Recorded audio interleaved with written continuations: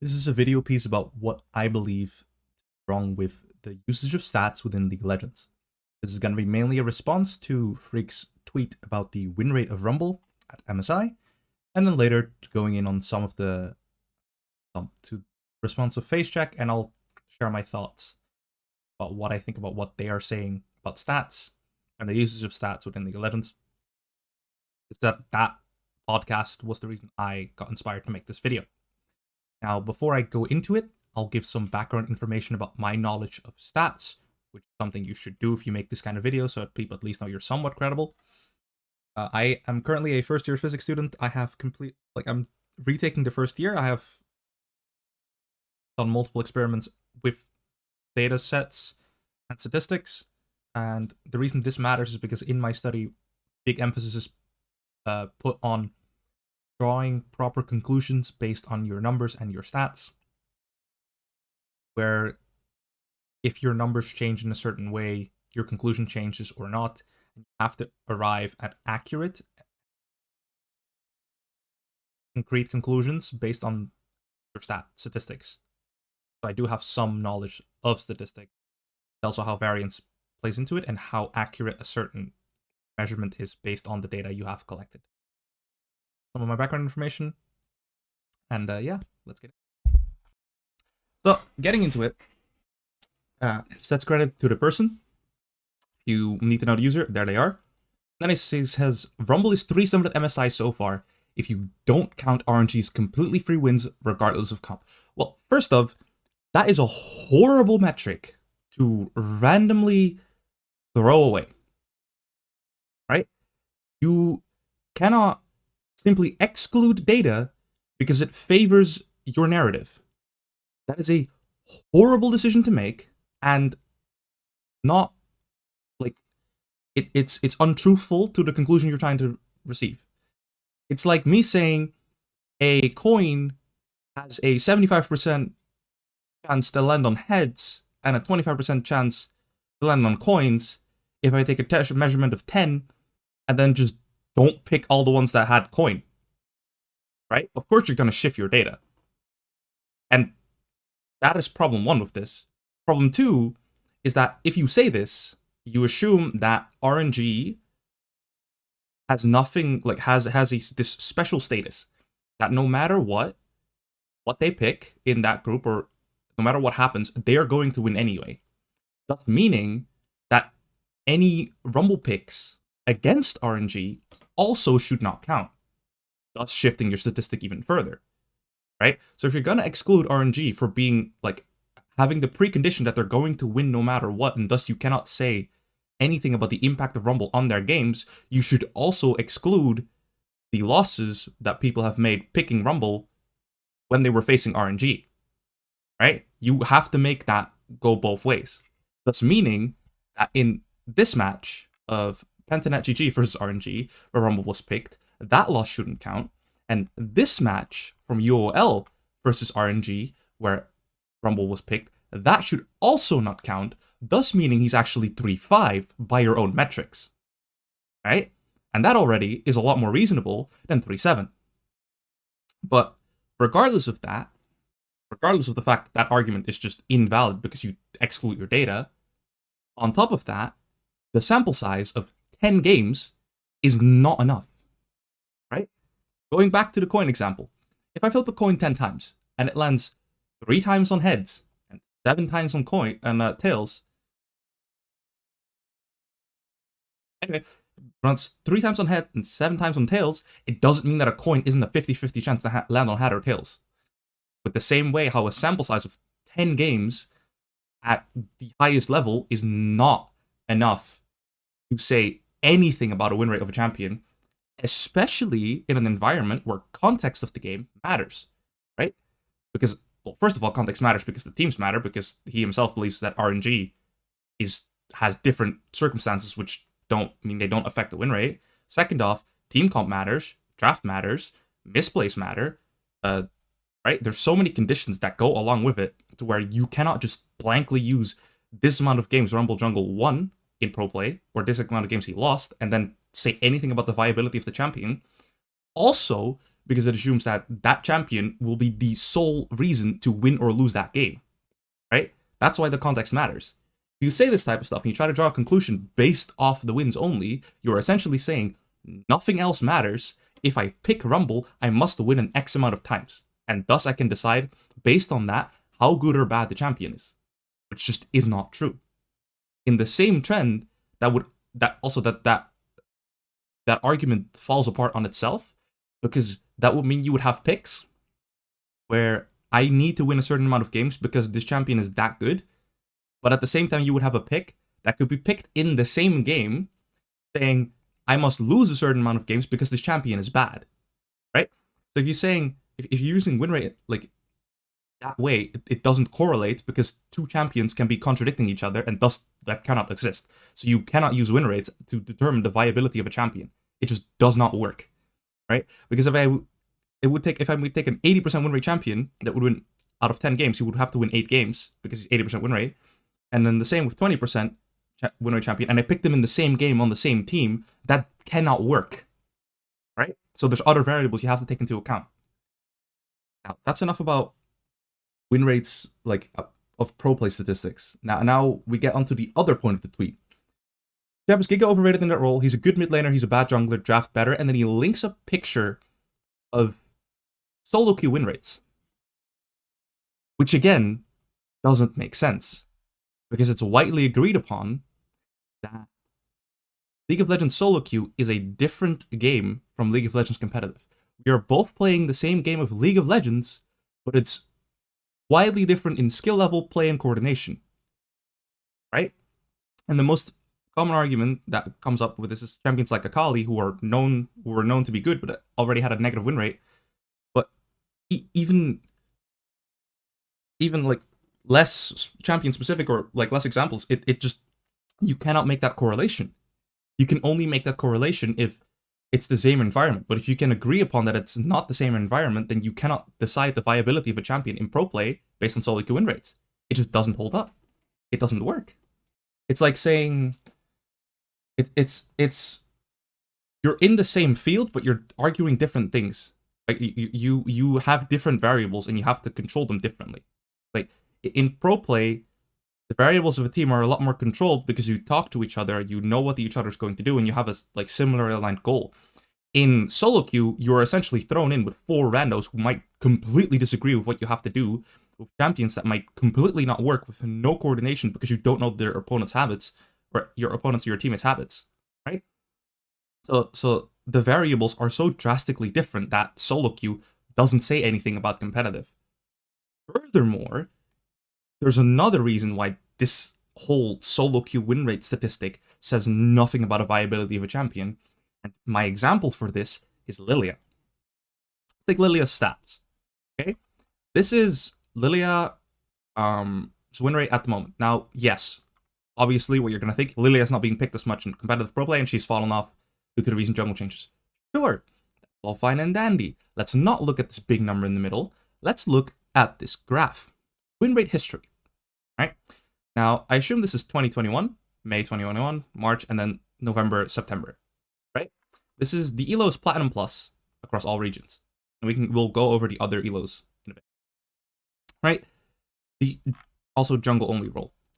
The win rate here has a negative win rate. Right? It's very similar to Rumble. Platinum, 47% win rate. Lilia, in like September, November, like right around Worlds when she was high priority, and right about like this area, 10.19, which was, I'm pretty sure that was the world patch. It was pretty low win rate. Even after that, she was still below 50% win rate. Yes, she rose up in win rate because she got picked more, but still is below a 50% win rate. Even if you go to higher elos, Diamond Plus, below 50% win rate. Masters Plus. Okay, Masters Plus, you start to see like a positive trend. Fair. But then again, same with Wonderful. Masters Plus, you get a 51% win rate. Now, in FaceCheck, Dom used this, like, I'm have to go in there because you see an upwards trend higher in rank, and Dom assumed that, or not assumed, he made the statement that if you go into like that this shows that the higher you go in skill level, champion's viability would rise, and you would show it's a better champion at higher elo, so thus at pro play it should be at its peak or at its best. That is also not true, because again, solo queue is drastically different from pro play to the point where you just cannot make that comparison until you have like a quantifiable conversion. Until you can say, this is how much better or worse a champion is, like objectively, in pro play as opposed to solo queue. Until you have that like translation or conversion, you cannot make any statements because they're just completely different environments. Right? Because I have to make that up. Like I have to specifically say that. And now, so we can see around, back to Lilia, around September, November-ish, we see she has like a pretty bad win rate. That's also around where patch 10.19 was, right? This is the presence by patch based on pro play in these regions. So I have to clarify that. She got picked top twice, apparently. Let's do only jungle. Right, yeah, so this is only jungle. As you can see, she has a pretty high pick presence. Now, I just need to know for sure.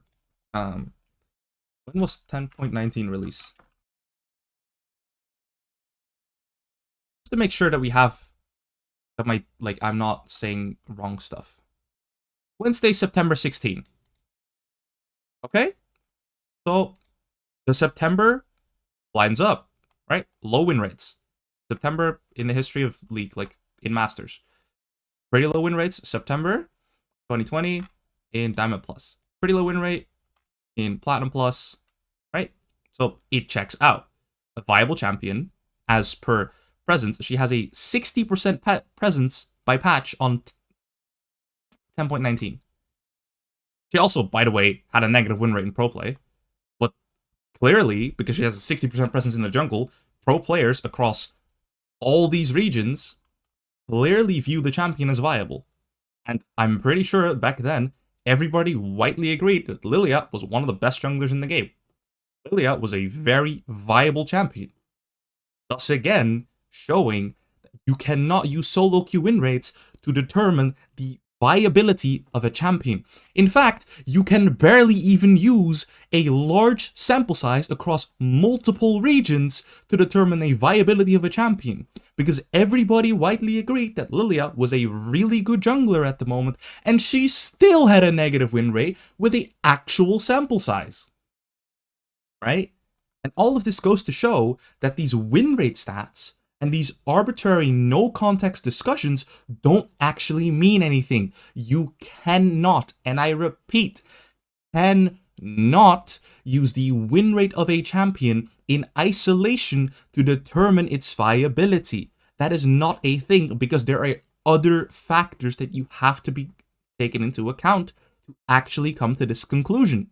And I do not understand how there's so many people who claim to who push narratives around win rate that don't make any sense. It's like, again, I'm going back to the coin example. If you look at a coin, you know it's 50-50 because there's only two options, right? And you can isolate all the other variables, and there's like, they're both weighted equal on either side of the coin, right? So you know it's a 50-50 chance due to other conclusions. But if you take a random ass sample size, it would just flip a coin a bunch, you would see that wildly different numbers from 50-50. And you can tell that because it just happens to how hard, like, right, there's other variables that you're not accounting for in that data. There's like the variable, okay, how hard am I flicking the coin? How high am I flicking the coin? Am I hitting it at a different spot, which all affect how much time it's going to turn and thus which side it's going to land on. Right? I'm pretty sure there's probably a way to flip a coin if you manage to do it in the exact same way every time, where it only lands on heads. Same way where in League of Legends, I have a different variable. Let's say I pick Lilia, but I'm just a really fucking dogshit jungler, which personally I am. I am not good at the game in League of Legends, right? But if I pick Lilia in pro play, I'm gonna get my ass stomped, and anally shafted. But that doesn't mean that the champion was bad at patch 10.19. It just means I might not be sufficient at playing the champion, or me and my teammates cannot compare it to the opposing team. That does not say shit about the viability of the champion. If you want to have discussions about the viability of champion, if you want to have discussions about how good a certain champion is in pro play, you have to account for other variables. You have to say, why are they good in this specific situation?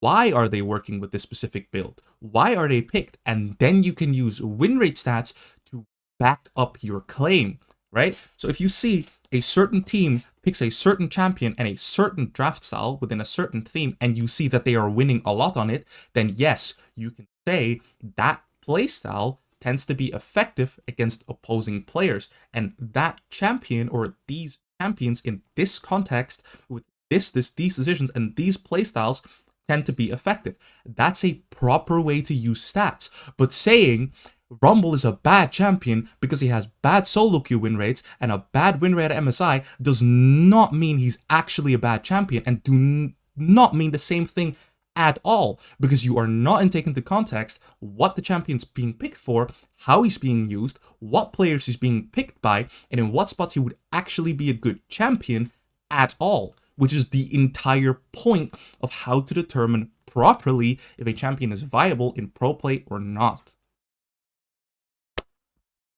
Oh, sorry if the video was a bit ranty. I don't usually make videos. I'm now going to go into face check part of the video, because I said I was going to do that to start. I'm going to watch the clip, and then I'll go into a bit more of like what they think about stats, and like what I think of that. Okay, so I pulled up the face check clip here. I'll put it in theater mode, and I'll I can put my camera up. Right? Yeah, this is a fine spot. Alright, they're talking about why Rumble's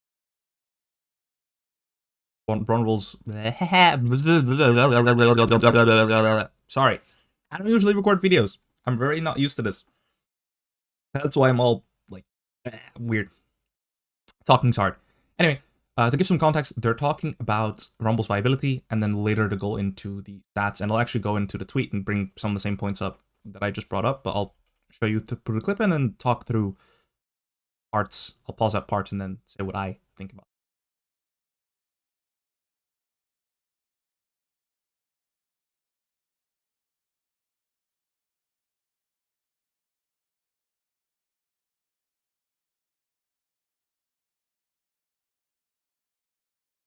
Alright, so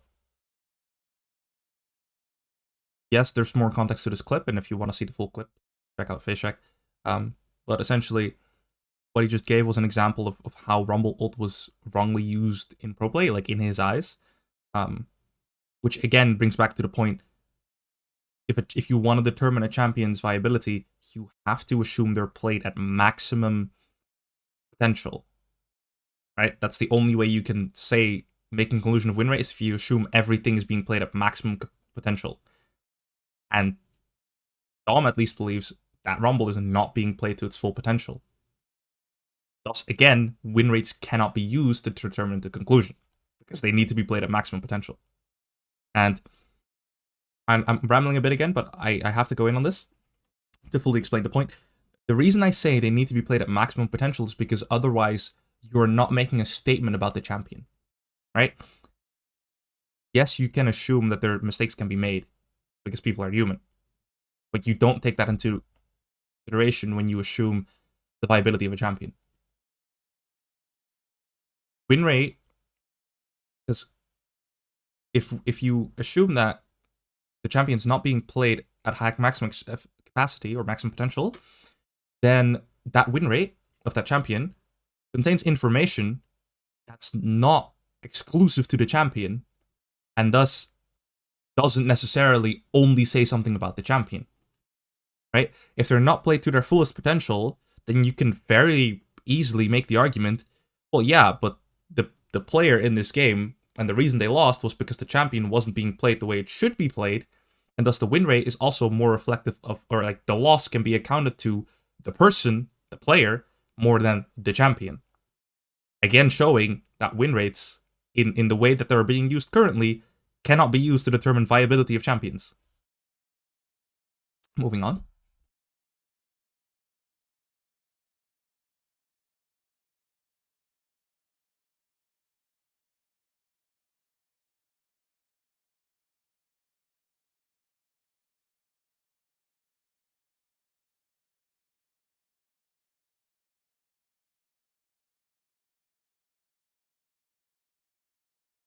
case you hadn't noticed, this was the reason I made the video. I just watched this face check clip and then thought, hey, I actually agree with these points, and I feel like it needs to be said that these stats are actually not reflective of what's happening.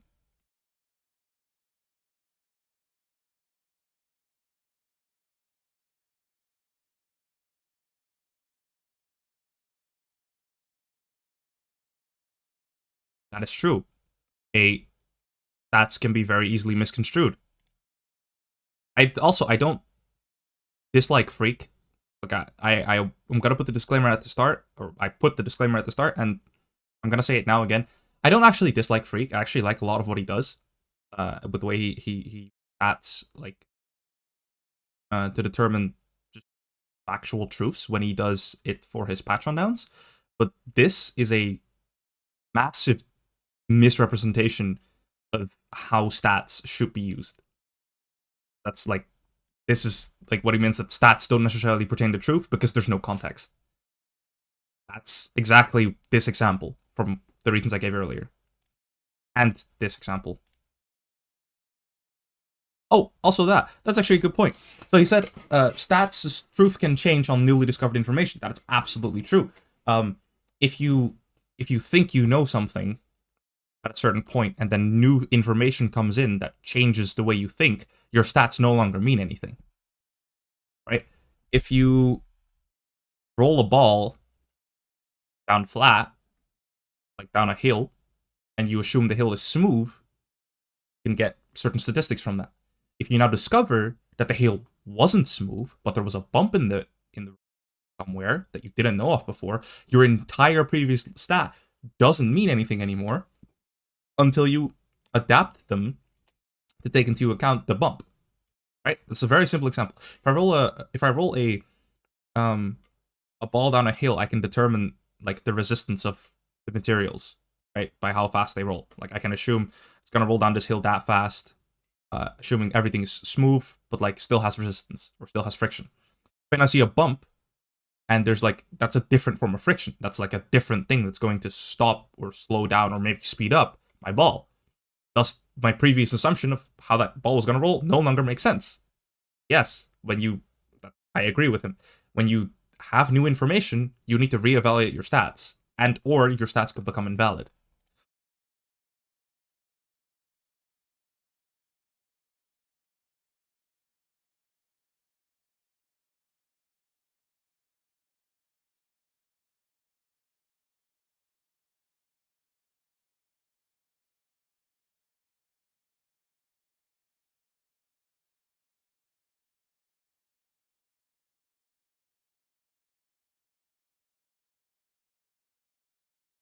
Now this um doesn't this statement in its own doesn't really say anything about the use of stats. It's simply, this is more a comment of on him for general understanding of what's viable within a game. Right? This is more saying there may very well be things that people seem as good within the game of League of Legends that very well could not be good, but we just don't know about it. And a big part of that was, or still a bit of controversial, is currently is freezing, where he rightly believes that, or not rightly, but he, because I don't want to state my opinion about freezing, believes strongly. That's the word I was looking for. I'm not a native English speaker, in case you hadn't. He strongly believes that freezing is a strong tool that should be utilized in pro play more than it currently does. And we see that there is definitely effectiveness of freezing within pro play games when used correctly. And a couple years ago, it was barely being done, and now you see a lot more people use freezing to their advantage. So that's another example of what's perceived to be good might not be good when you get new information. Right? That's just another example that you can give of, like, hey, this thing you believe to be objectively right might just be wrong when you get new information.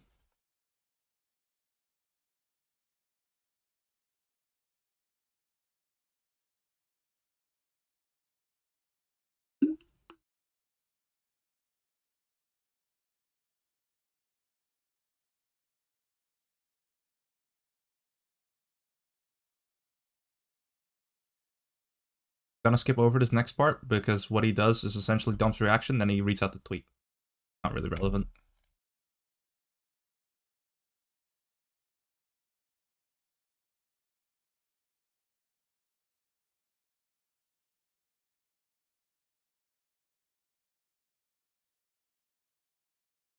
Yeah, so again, if you're interested in how stats, you want to see a well use of stats within League of Legends, Freak's patch rundowns are a good use of stats because they don't allow for certain variables, because all he's doing in the patch rundowns is he's saying this is how it scales. And no matter the conditions, no matter the variables, no matter what happens in the game, if you get to this level, get this much HP with this HP change, right? Or you get this much damage or this much attack speed, and that's all still true, right? So that's like a proper way and a good way to use stats. So that's why I also want to say again, Freak isn't actually completely unknown within stats, and like he does use stats well. It's just this specific case was not cases.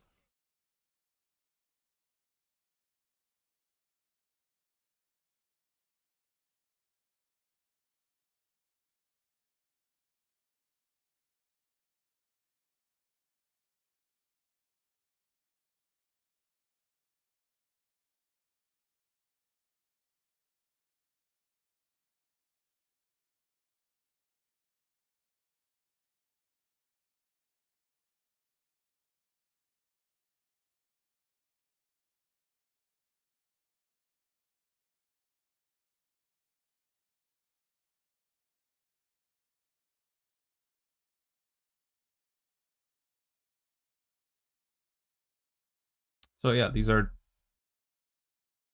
more examples of champions that at the same argument I made before with Lilia, um, have more examples of champions that had a negative win rate in solo queue or a negative win rate even in competitive at points, which were still perceived as really strong purely based on the things that they.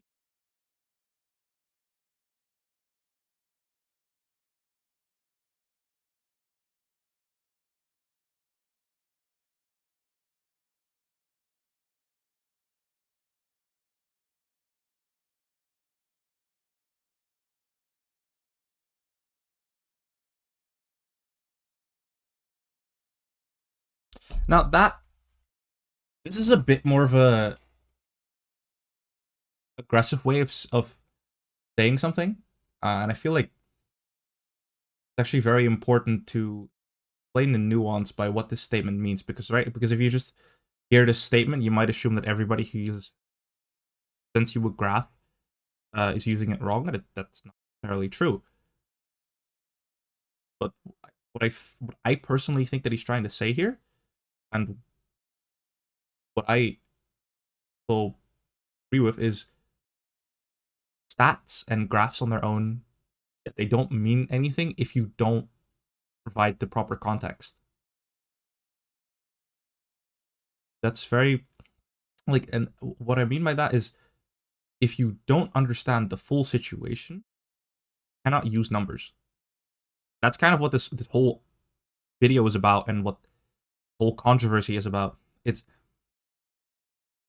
honestly most arguments on the internet are about like context matters, and stats only have a purpose within their specific context.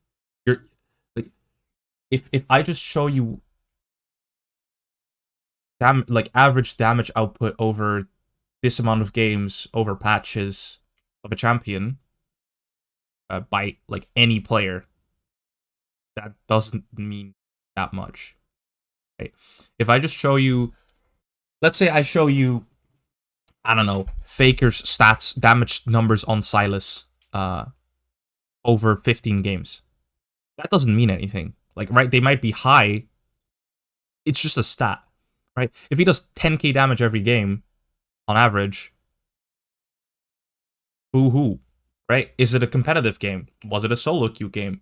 What are the environments? Was he fed? Was he not fed? Right? All that context is missed within that specific stat, right? And if like even if you would say, let's say you take 10 games of Faker playing Silas, you get 10 games with Caps playing Silas, and you see Faker consistently puts out more damage within those 10 games than Caps. That still doesn't mean anything because you don't know what games you've picked, right? So that for example, that's like a stat. Like you could use that stat to say, oh, Faker is a better mid laner than Silas, or sorry, Faker's a better mid laner than Caps, but that actually just is not true, right? You could even say, you can maybe say, oh, he's a better Silas, but no, that again is not true because you're missing context, right? So if just basically what this means is if you see a graph and you see two things being compared, think about the context. Because if the context is not there, then it doesn't really mean anything. Because there is other ways to represent these stats, or there might be other variables that you have to take into account to make the conclusion that you're making. Right? And that's pretty much what he's trying to explain. It's like, this is how you use stats wrongly and come to wrong conclusions.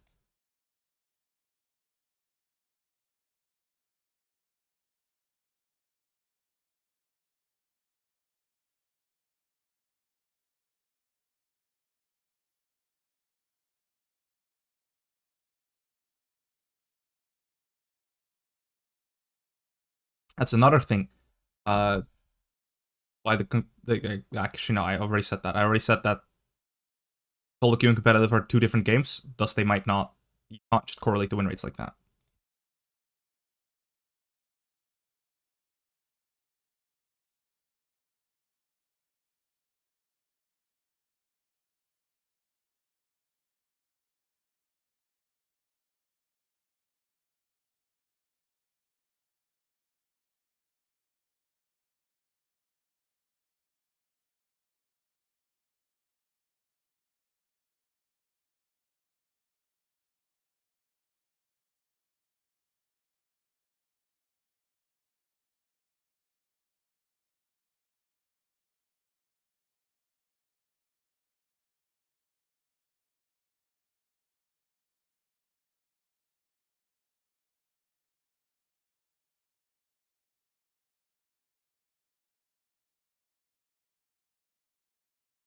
I cannot say if I support or disagree with this claim because I have not seen enough examples of stats in League of Legends. I just want to say that as a preface because I am showing that I'm agreeing with most points that said in FaceCheck. I don't know if this is true. I don't know if every single person or even if the majority of people or examples use stats wrong because I just don't know and I haven't seen enough stats of them. I just saw a Freaks one and I know that one was pretty bad. I've seen some other people citing solo queue rates, which is also pretty bad. But in general, I cannot say that because I have not seen enough. I just wanted to put that out there that I do not know enough about that usage in League of Legends to fully agree with this statement.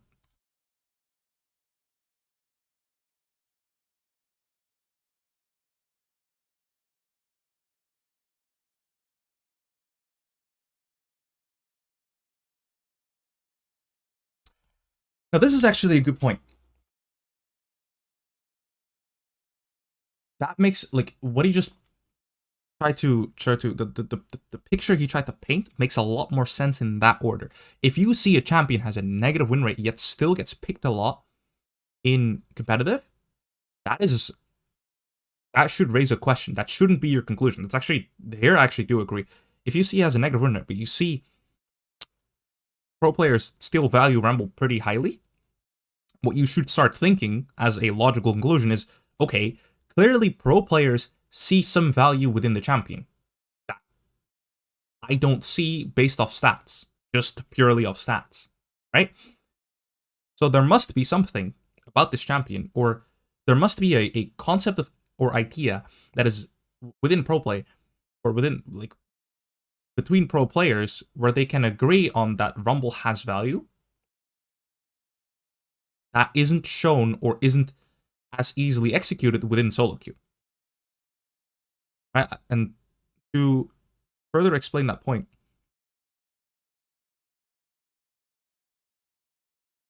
I have water comes up. If you see like weird things off base of stats, like let's say you see Rumble goes 3-7 at MSI, or probably like more like 5-7. I think. I can't remember how many games RG picked it. But you still see it picked every time. You should ask yourself the question, what makes this champion viable? How is it viable? And why do people prioritize it? That should be the follow-up question. It shouldn't be, oh, this champion has shown to be bad, thus it's bad. That's just not how it works, because again, you're missing context of how it was executed. And then once you find the question or find the reason, or you think you found the reason on why this champion is seen as viable, you should then look back at your stats, back at the losses, and look at each individual game, and then look at it, and then think about it, and ask yourself, was the reason for picking the champion achieved, yes or no? Was the reason why people hold value to this champ achieved within the game, yes or no? If the answer is no, then you can see why they lost, right? Because, well, maybe not. Okay, that's actually not true. You can't necessarily say, oh, it wasn't achieved, thus they lost. But you can no longer use that as a metric, that specific win or loss as a metric to why the champion's bad or good, right? What would be a lot more useful statistic was, hey, this is the reason why Rumble is good. Let's say we say Rumble is good because he can place his ult down and it's really hard for opponents to approach. And you look at every game and where that consistently happened at objectives, right? You look at, let's say 15 games in which that happened. Then you look at how many of those games were wins and how many of those games were losses. And then you can still not say the champion is viable or not viable, but at least then you can make the argument, okay, people tend to win more when they do this. So there's at least some correlation with winning and or maybe losing based on the champion, and that's that's a better explanation and a better reasoning to the viability of the champion, instead of just saying in every game, no matter what happens, that says something about the champ. Right? I hope that, I feel like it might be a bit unclear, but I hope my message still got put across.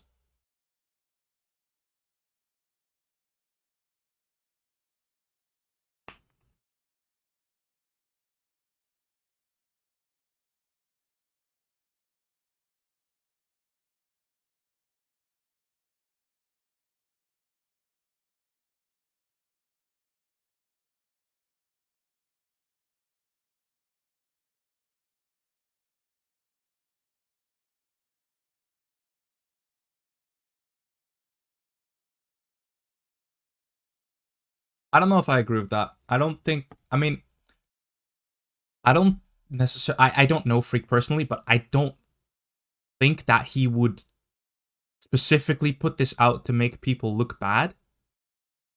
But I do agree that this tweet was purely made to show his thoughts that Rumble is a bad champ. Now, whether he willingly misrepresented stats or not, I don't know. I don't think so, because I don't think Freak would be that type of person. I don't know him personally. I actually have never talked to him, and I don't think I will talk to him. I mean, purely because I'm not in the League of Legends space, unless this like massively blows up. Even then, probably not. But like, I don't want to assume that he's a bad person or anything like that. But it does. But I don't think he did it intentionally. But it is what it does, right? It does make people like LS and Dom look bad, or people who think Rumble was good look bad, without actual reason, like without actual proper arguments.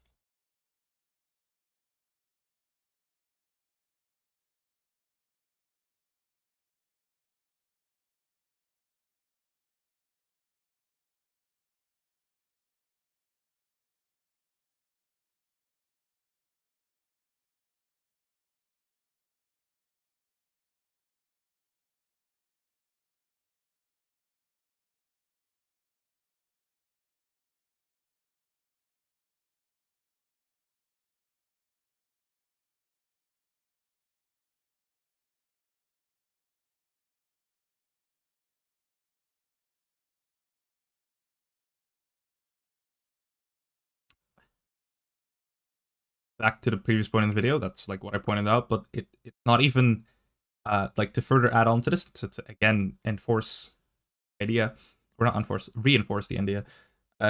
It's not even that it's taking out RNG games. It's taking out RNG wins. Right? It's not taking out every game with RNG in it. It's only taking out the games in which RNG won with Rumble, which is so much worse, right? Because you're saying because this, like, I really want to add to it how bad it is that you're manipulating stats like that. It is like it's just really disingenuous. You like it's I would be okay if he said, okay, RNG was going to win within this group no matter what. Thus, we take out all groups or all games with RNG. Also, the Rumble losses. That would have been a lot more reasonable to me. Like, I still would disagree with it, with using the stats the same way, but at least he wouldn't be misleading people a lot more than he is now. Because taking out the RNG wins, but not the games at which people who faced RNG lost with playing Rumble is so much worse, because you shift, like, you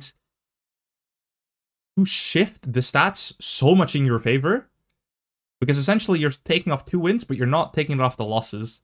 So you have like this condition of 2, like, X amount of games that you can't say anything of, that you still add to the losses, right? Which is just a lot worse to me than doing it the other way around, or like than taking away everything.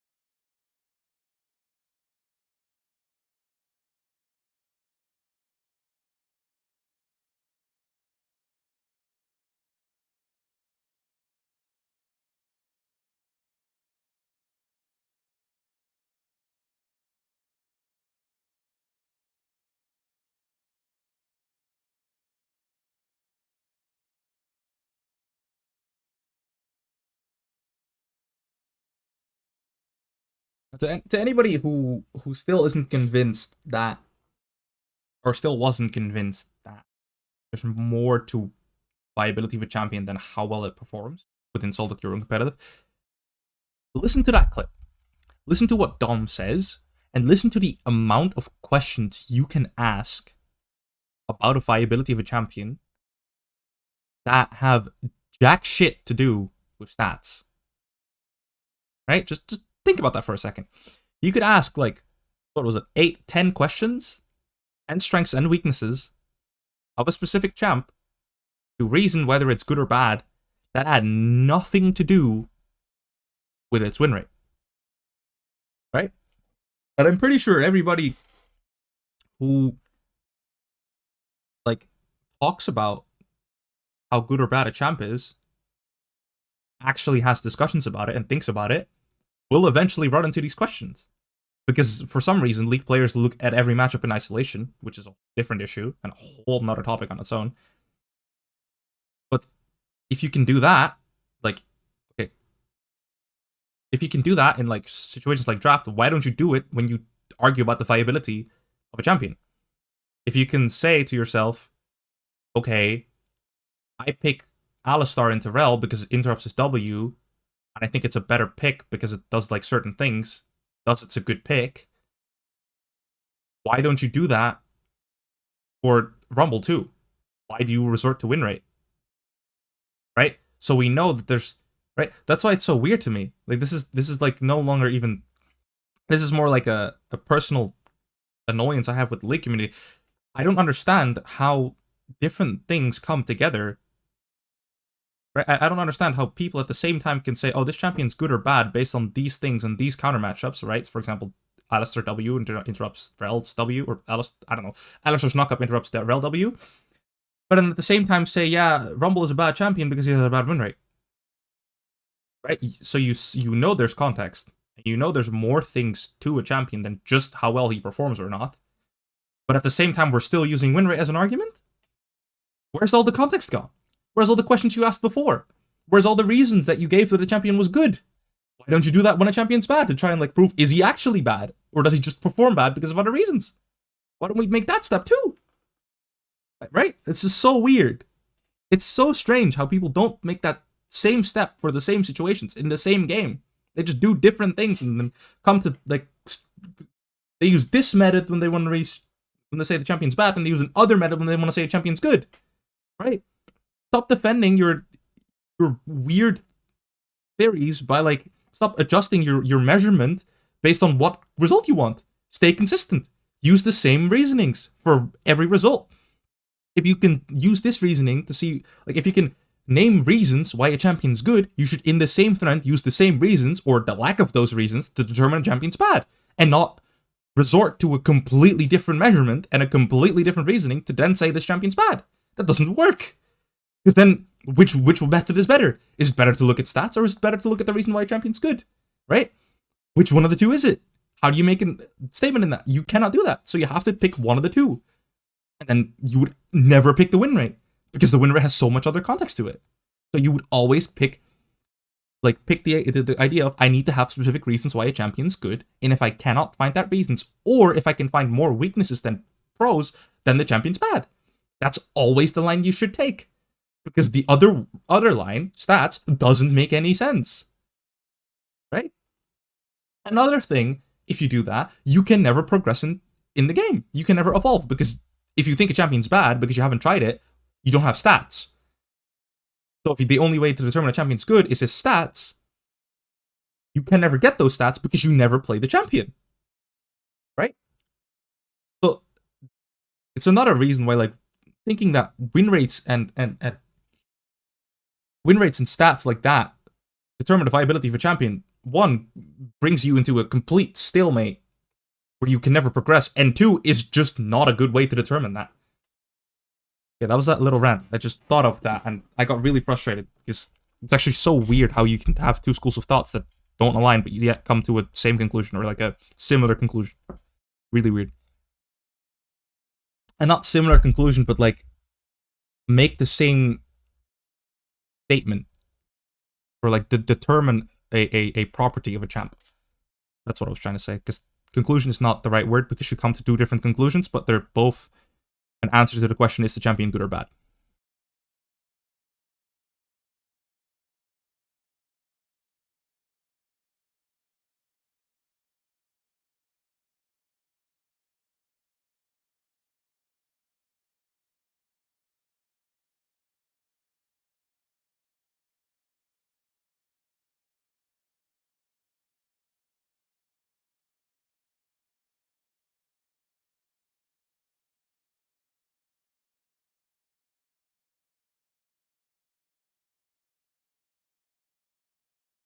Actually, I'll finish the clip first.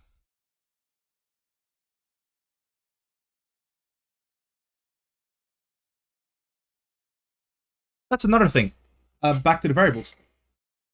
Again, the teams and players matter. They need to be played at, that's what I meant when I said they need to be played at maximum potential. If you do not play the champion at maximum potential, you cannot say anything about it, because everything you say can just be put to, oh, but he wasn't playing them in the right way. You cannot use stats if you don't play them at maximum potential. Okay, and I'll stop about that for a bit.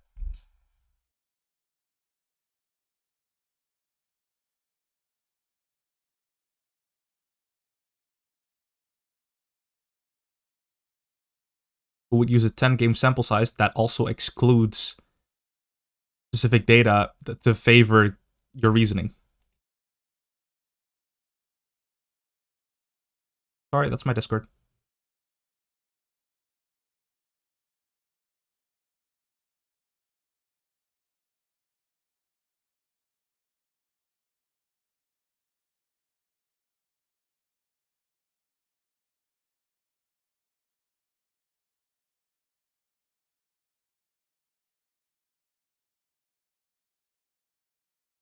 To go in on the topic of weighted statistics, I don't actually think that matters too much. Like, it matters, sure. It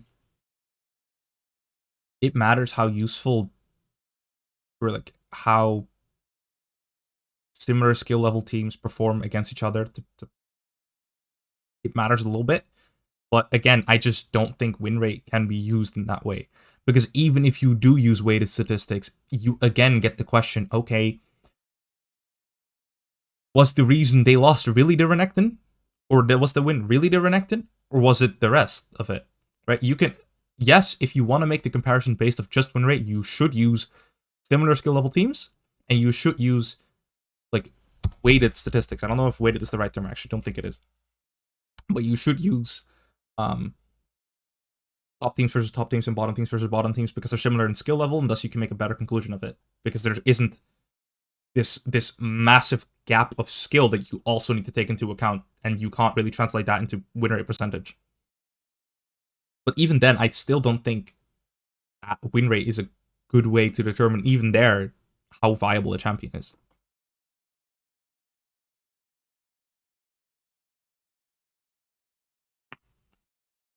That just makes no sense. I'm sorry. Standard deviation. I'm gonna look up the exact definition of standard deviation right here, just so you like. In statistics, the standard deviation is a measurement of the amount of dispersion, variation, or dispersion of a set values. This essentially means if I have a data set, if let's say I take an average of 10 things, I measure the length of the paper 10 times, and I only know so accurately what the length of the paper is, right? Let's say I measure it 10 times and it's like 5 times 10, 5 times 11. The standard deviation of that data set is going to be 0.5. Because I'm like half, I don't know if it's 10 or 11 because I've measured those both in equal amounts. So like your answer will be 10.5 plus or minus 0.5 because you don't know whether it swings more towards 10 towards 10 towards 11, right? That's what standard deviation means. That makes no sense within League of Legends. It like could make sense if you have a large enough data sample, but again, there isn't enough, like there is no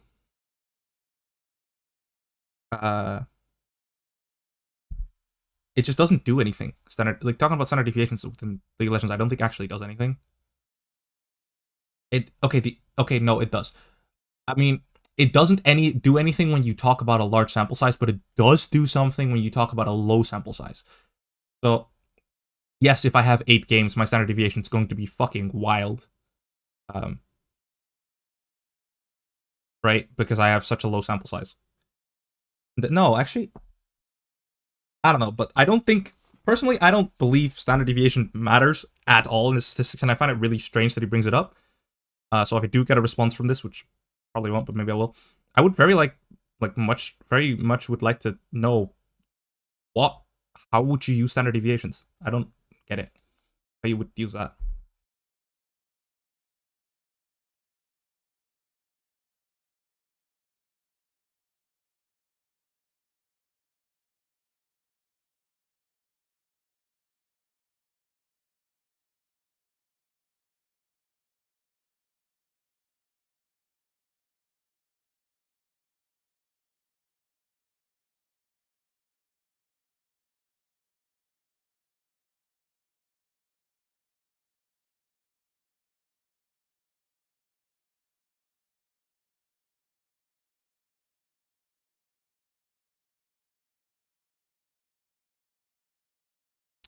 I also don't think that League of Legends stats require really in-depth analysis of context of stats. They require like basic scientific thought process. I don't think you need a degree to come to the conclusion that the way you're using stats is wrong at all. I don't think it's necessary. I feel like statistic degrees are definitely important for like certain things, but I don't think with the way stats are being used at the moment that degrees are necessary. It could be that this could very well be the fact that I lack a lot of knowledge still about statistics because I'm still like studying and taking classes and stuff. But as of right now, I don't think actually need a degree to do this type of analysis or like come to conclusions around this type of analysis.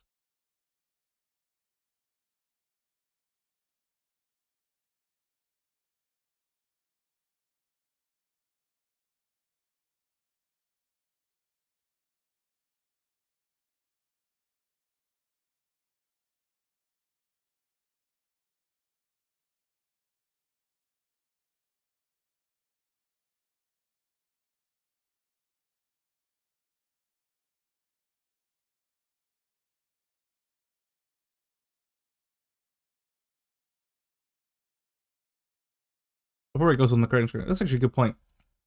There are actually some concepts within statistics that I know of that I personally don't understand that are just not being used. One of them is, well, like, for example, the concept of that your stat is not reliable if you, again, sorry, I'm just really, really frustrated at the fact that he only took about RNG's wins. That is a concept within the statistics, and I don't exactly know what it's called, but I'm pretty sure it's something like misrepresenting your data, or like adjusting your data to favor your conclusion. That is just wrong. That is just a sin when it comes to statistics. Right, that's one of those concepts that should never, ever, ever be used. Ever. If you work in statistics and you see this, like within League of Legends, don't ever exclude data based on like this. No, I'm not saying don't ever exclude data. Don't ever exclude data partially of a team. If you're going to exclude RNG, exclude every single game of RNG so that RNG is no longer a factor in the equation, but don't just factor out their wins. Right? That is bad. Bad thing to do.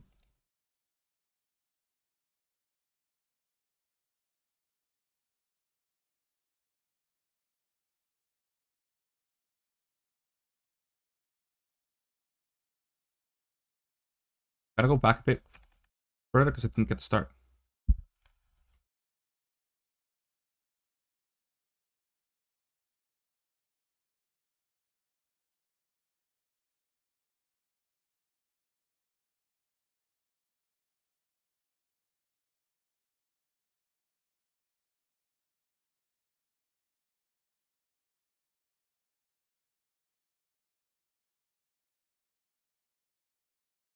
Yeah, okay, so that again, to put this more in League of Legends terms, it's like saying this champion, like I think it's Irelia or something like Irelia and GP, but I can't remember. Like this champion counters the level 1 of that champion, but only if executed at the highest level. Or like saying, let's say you take a top lane matchup. You take like what's like a matchup? I think it's Gnar versus Camille, where Camille can actually win the matchup, according to Aless. Like I don't. Again, I'm not good enough to determine that, but according to him, where he says, yes, he can win the matchup. Like, she can win the matchup. Camille can win the matchup versus Gnar, but only if piloted at the highest level. Whereas if I take Camille in my solo queue games versus Gnar, I might very well lose the shit out of the matchup. Why? Because I'm horrible at Camille, and I'm horrible at League of Legends. That doesn't mean that Camille isn't like winning against Gnar, per se, but I'm just not piloting Camille at the best of her abilities. Again, showing that if I have a negative win rate on Camille, or if most people around my elo have a negative win rate on Camille, that doesn't mean she's a bad champion in this hypothetical. That doesn't mean she's bad against Gnar in this hypothetical. It just means that we might not be piloting it at the maximum potential. That's essentially what this card game analogy is.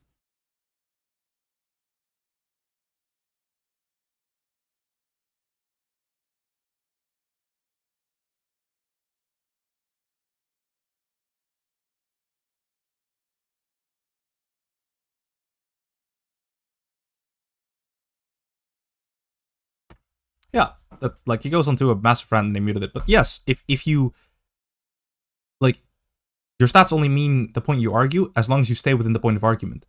As soon as you come to a new point, so yeah, so let's say you say, okay, Rumble has a negative win rate, and it's because they're bad.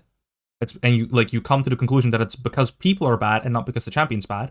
Like, I don't mean people are, like, morally wrong or morally bad or, like, horrible League of Legends players. Like, no, they're bad at playing Rumble, and you come to that conclusion, your stats no longer mean anything because, again, you can account the negative win rate to people not playing the champion.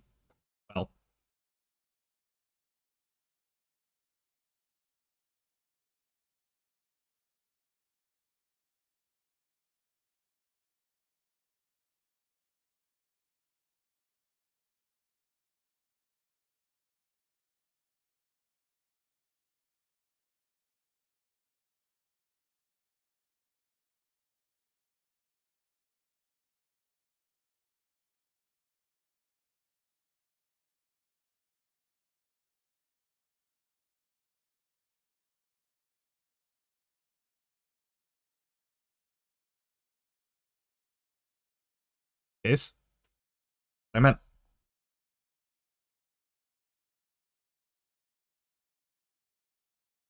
I completely agree with that, and I already made that point before. I'm gonna not go too much into it because the video is already like an hour fucking long that I didn't want to be an hour long. Whoopsie.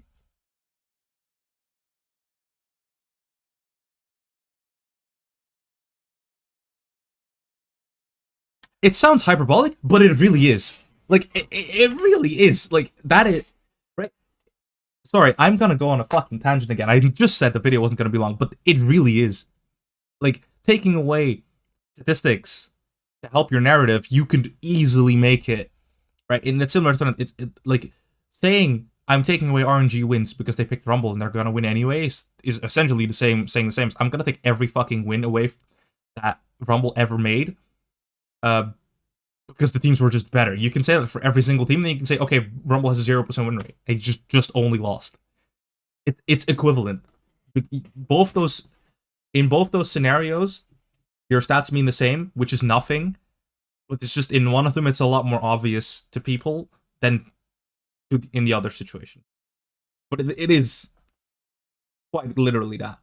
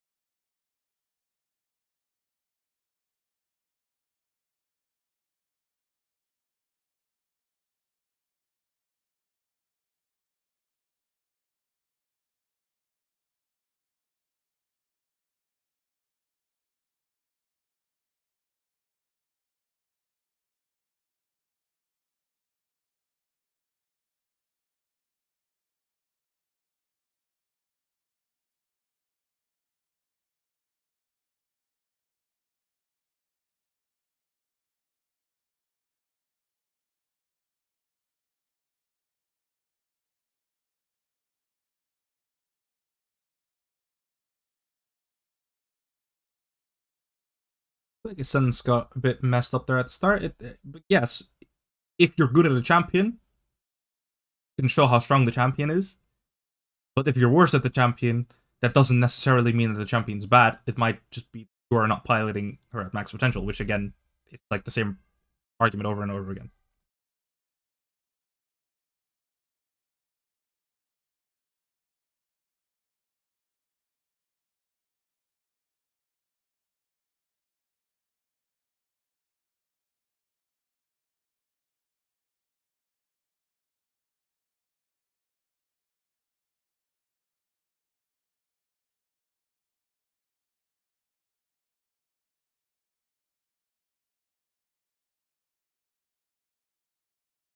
Yeah, this I disagree with. That's just not necessarily true. He means yes, like he ordered D2 plus and Diamond plus like wrong, like differently. If you swap these two, it would be an upwards trend. And then he makes the argument that that means it would automatically be really good at the highest level of play.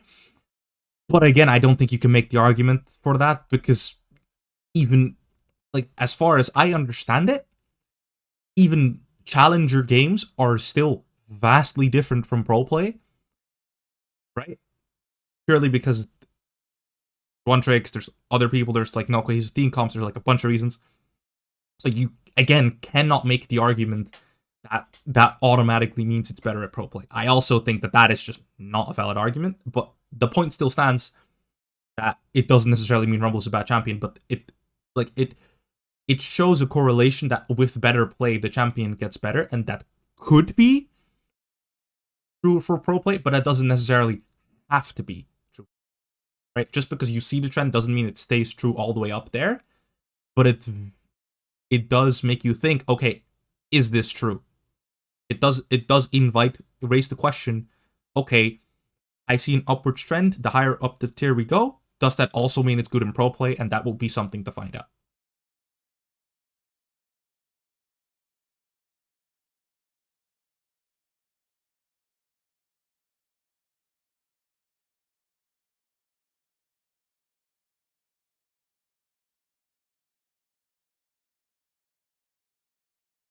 Actually, no, I already said everything. I'm just gonna repeat myself. I'm sorry. I keep repeating myself, and I'm trying to stop doing that.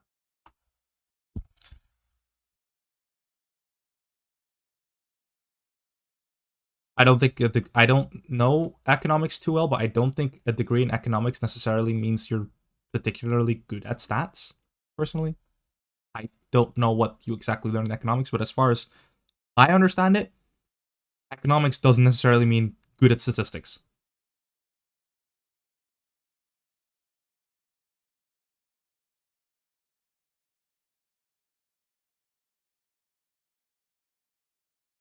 Okay, I also need to go in on the endpoint. If you meant to simplify it, then this is not the way to do it.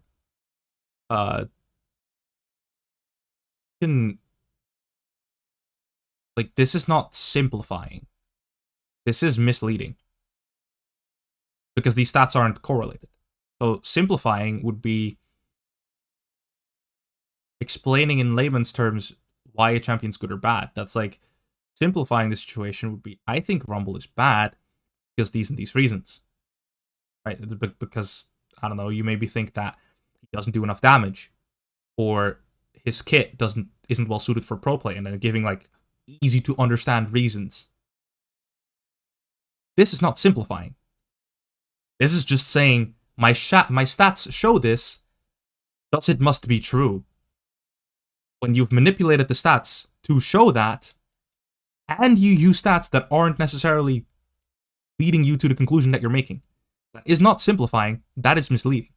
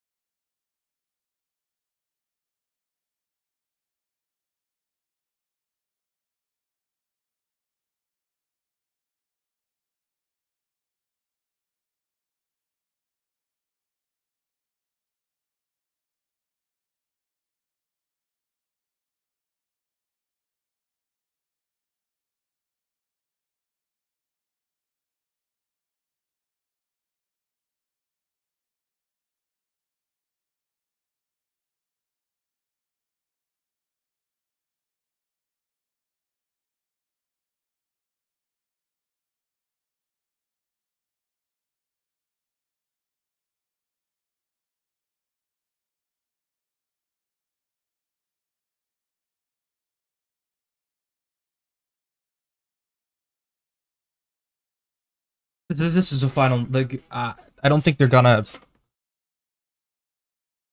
further explain like any new topics, but this is something I'm gonna get into. It's like this is the main reason I made this video, and I know it's like very long, and I don't think a lot of people will watch the whole thing. But um, stuff like this is really problematic. And again, I want to say I am not personally insulting Freak. I has many good things. I think he's a good caster. I appreciate when he puts out. He's very direct with things. I do think his patch rundowns are very good, and I don't dislike him as like a content creator. I don't know him personally. I don't like. This is not a personal attack at Freak, but that users like this is misleading and harmful to the overall understanding of stats and conclusions that people reach within the community. And it's just flat out a setback. Because if an aspiring player like thinks this is a correct thing to assume, they may never learn the skill to determine what's a good champion and or derive to new conclusions because they only go off win rate. And that's very problematic for the game. Because you can never progress. And I'm really gonna explain this as a final note and then end the video, that if you just use stats, you start going into roadblocks where you can never progress. You cannot use stats as a way to determine viability of a champion, because you might have new information or new reasons. Innovate, that mean your stats no longer mean anything. If I don't know how to play a champion, or I find out a new way to play a champion that isn't currently being played, I need to be able to determine how good that new playstyle is, or those new items are, or whatever, regardless of win rate. And if I can't do that, and I only look at stats, then I can never reach the conclusion that it might be good. In the same trend, if I only look at positive win rate champions in solo queue, or positive win rate champions in competitive, I may never find the next new champ that might be viable. And I also, it also becomes increasingly more difficult for me, because I don't have the skills to determine what a good champion is, and I don't have the skills to determine what's viable and what's not, to then play the high win rate champions for the reason that they're good. Because I never learned what makes it good. I only saw it has a high win rate, thus I'm playing it. Now, of course, that's all up to the individual, and I think that will never happen to a pro player, because they should learn for themselves what makes it viable and the reasons for it, and they should talk about it with their team and like how to use it. So I think that's a lot more extreme, but that is essentially what this is pushing towards. That kind of world where pro players don't think for themselves because they're just thinking about stats. Or maybe not pro players, but at least the community as a whole gets this perception. And that perception is just wrong, because your stats, the way you're using the stats, are wrong, right? That's kind of where I'm going to end the video. It's like, the misuse of stats is very dangerous to make a lot of people think something that might not necessarily be true, and will create a lot of